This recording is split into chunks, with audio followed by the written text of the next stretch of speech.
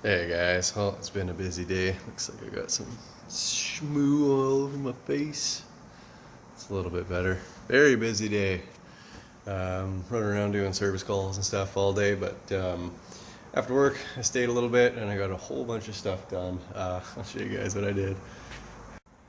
So one of the things I did is I got the leaf packs assembled for the rear. Wow, wow, wow, wow, wow. Sorry about that. Yeah, my buddy Brendan helped me out with one of them. He wanted to help, so cool. Yeah, I got these all situated. I got those made. I didn't do those today or get these built today, but I did something else. Yesterday I got all this stuff done.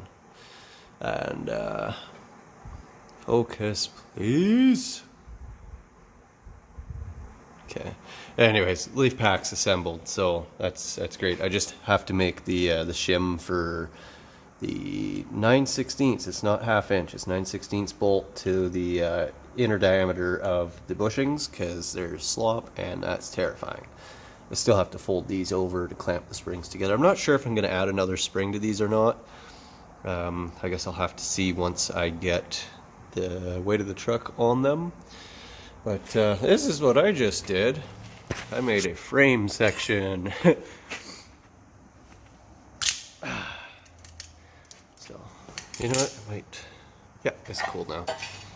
Yeah, it's not exact, but it's pretty flippin' close. So when I cut out this section of frame on the inside channel or the inside box, this should slip pretty nearly inside it. It might need a little bit of persuasion, but it's solid steel. I believe it's right around 1/8 inch.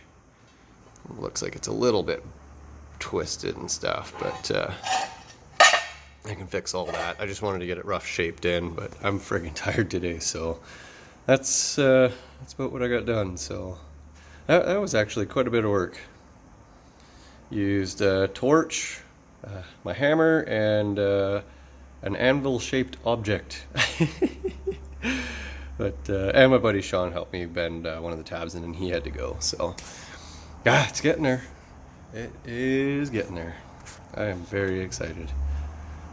So once I jack up the truck, I got to support the rear on jack stands, and then chop all the rear spring hanger crap and stuff off it.